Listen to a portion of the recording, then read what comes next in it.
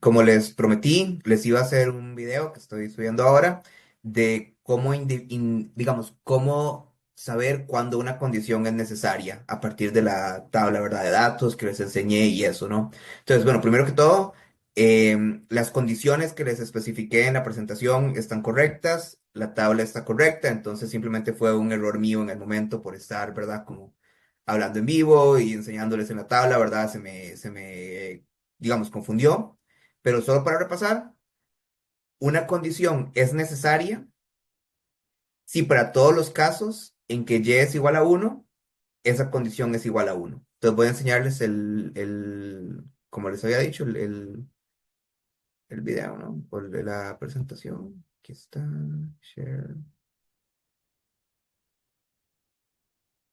Entonces, acá está la tabla comparativa que les había dicho, ¿no? Entonces, netamente estamos buscando las condiciones necesarias, ¿verdad? Entonces, como para recordar, una condición es necesaria si no puede ser que haya, digamos, que se dé el resultado, no puede ser que y sea igual a uno a menos que se cumpla la condición necesaria. En cambio, una condición es suficiente con que solo que se cumpla esa condición se llegue a cumplir y1. Entonces, de nuevo, sabemos que una condición es necesaria, ¿verdad? Con este ejemplo, sí, vemos aquí y es igual a uno y x es igual a uno. Y es igual a uno, x es igual a uno para B. Para C, y es igual a uno, x1 ahora es igual a uno. Y es igual a uno, x1 es igual a uno. Aquí y es igual a cero. Esto no nos puede dar información si es una condición necesaria. Entonces, o sea, cuando ya está y igual cero, para, digamos, para saber las condiciones necesarias, deséchenlo. O sea, porque no importa lo que haya en x1, y es cero no es una condición necesaria, ¿verdad?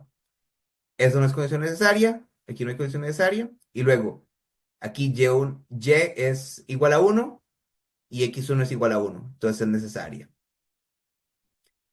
Aquí y es igual a uno, x1 es igual a uno, y es igual a uno, x1 es igual a uno, entonces es necesario. Entonces, en todos los casos donde y es igual a uno, x1 es igual a uno. Entonces, x1 es una necesaria, ¿verdad? Es una condición necesaria por sí misma, ¿verdad?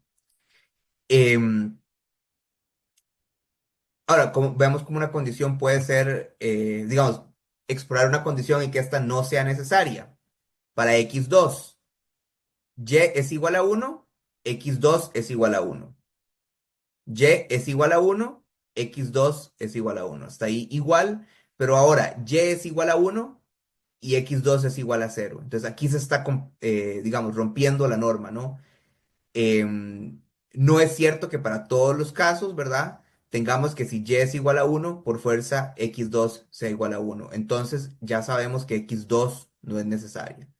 Entonces, solo como para, ¿verdad? Como reenfatizar, si queremos buscar las condiciones necesarias, empezamos viendo y igual a uno y vamos explorando qué pasa con una variable o una condición particular.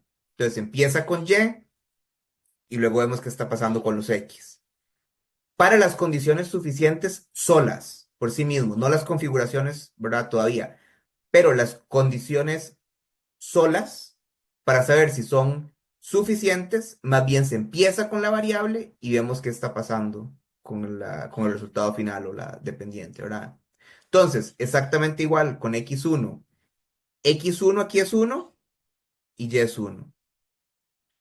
X1 aquí es uno y y es uno. X1 aquí es uno y y es uno. X1 aquí es uno y y es uno, pero ya aquí X1 es uno, pero y es cero. ¿Ven? Entonces, aquí sí importa, ¿no? Entonces, aquí sabemos que x1 no es suficiente, ¿verdad? Entonces, lo que está pasando es, ¿verdad? Es el orden en que hagan esto, ¿no? Es decir, si empiezan a ver las y y luego ven qué está pasando con las x, o si empiezan a ver las x y luego ven qué está pasando con las y, eso afecta, o sea, eso determina el proceso que están haciendo, ¿no? Están descubriendo si la condición es necesaria para el resultado cuando van de y a x, pero están descubriendo si la condición es suficiente para el resultado cuando van de x1 a y, ¿verdad? Entonces, esa es la diferencia, ¿no? bueno, y cómo interpretarlo, ¿no? Recuerden, aquí Y es que se reeligieron y aquí X1 es que era legal la reelección, ¿no? Entonces, ¿qué significa esto? Bueno, que solo puede haber una reelección si la reelección es legal, entonces es necesario que la reelección sea legal para que se puedan reelegir, pero solo con el hecho de que sea legal, eso no significa que va a haber una reelección, ¿verdad? Puede que sea legal y aún así alguien pierda la reelección. Entonces, no es suficiente, es una condición. En este caso, X1 es necesaria y no es suficiente por sí misma. Y luego, de nuevo, solo son digamos, estamos aquí viendo nada más cada variable por separado. Realmente, digamos, la fuerza o el valor del QCA es estudiar las configuraciones que están más enfocadas en la parte de suficiencia, que es la que estuvimos haciendo, digamos, como en la práctica al final de la sesión. Entonces, espero que esto quede como, que quede claro ahora que puedo como hacerlo como un poco más lento y grabado.